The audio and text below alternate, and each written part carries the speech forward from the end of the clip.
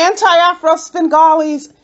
There were several people who mentioned something about a letter that was written to Judge Young. I mean, there were so many emails that came through. I think the letter was attached, but I didn't get a chance to read it. I mean, guess we can take two guesses to figure out who wrote the letter, but I didn't even open the letter up. But I am going to make a statement about communications to judges because there is a rule. You see, what I like to do on this channel, I like to make something constructive and positive out of a bunch of nonsense because what you hear, what you see is a lot of nonsense. So this channel is a learning environment. You can learn when you come here. Come back here over and over. You'll get facts. You will learn. First and foremost, it depends on who writes the letter. So let's start with lawyers. As far as I know, there are no lawyers involved with this case. I've seen no submissions for attorneys for record. No lawyers are involved, but I'm going to tell you anyway what happens. Lawyers are not allowed to write judges' letters. That is considered an ex parte communication. If an attorney wants a judge to know something, an attorney of record on a case, he or she has to file a brief or a motion, and that is served to all parties who are involved with the case, the attorneys of record. That doesn't apply here. If you have people who are self-representing, plaintiff, defendant, whoever is wanting the court, the judge, to get information, has to submit a brief, a motion, through the clerk. Then they have to make sure the other parties involved also receive the information. Now, here is the problem when one person sends a communication to the judge. First off, it's likely the judge is not going to be the first person to see that communication.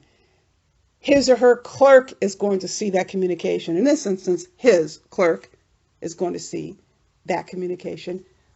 I have no idea what the letter says, so I can't weigh in on what the reaction would be to the content.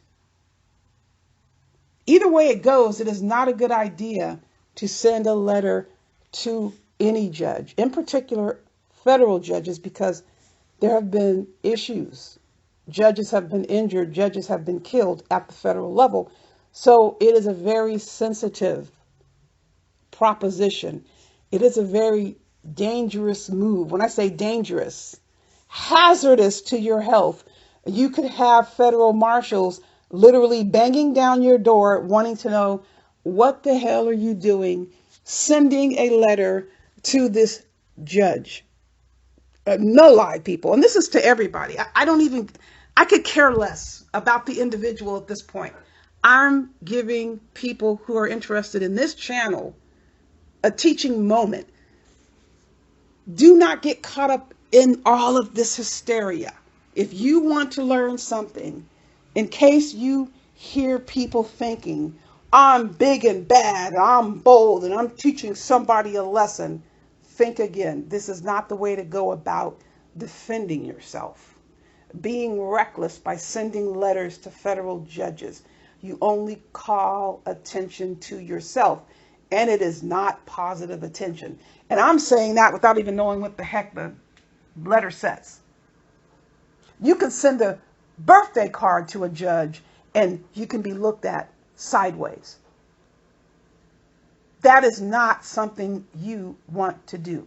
Now, let me give you another example. Say that you had been a crime victim and you felt the judge treated your family with compassion and you sent a letter. Thank you, Judge, you allowed my family to give our victim impact statement. That's not going to cause a red flag because you have some sort of relationship or previous interaction with the judge.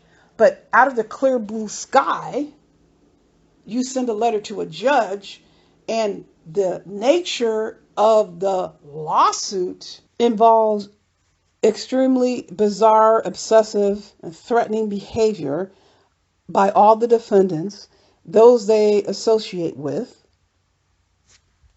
And then you have one of the defendants writing a letter to the judge. And then you have this pending dismissal. And the reasons for the dismissal tie right back to the very behavior that prompted the lawsuit to begin with. You know who's going to be called in? You can believe that the U.S. Marshal Service is going to be taking a look at this situation, in particular when it comes down to looking at the reasons why the plaintiff dismissed this case. And it'll go from there. People, this situation mirrors, I can assure you, many, many situations. The players are just evolving. This is not a new scene. Just the players change. And if you think this is something that others, many others aren't aware of, think again. But now we're in a whole different arena. Not an arena where some people really want to convince you that they control. Just hang on. I can assure you there is definitely more to come with this situation. And I'm going to keep you updated. Oh, before I close this video, I'm sure many of you remember the video that I posted before the channel migrated. I let you know this was going to happen, didn't I? Do you remember the video that I posted when the plaintiff filed the lawsuit, the federal lawsuit? I told you all that this day would come, that there was going to be someone who was going to impose upon this judge and act the fool. And I gave everybody the contact information to notify the federal court. And guess what? Here we are. I'm almost done with my letter, but the letter doesn't go to the judge. But then again, let people pretend that they know it all. That's okay. I'm going to continue to keep you updated on what's going on. In the meantime, you know the drill. Buyer beware.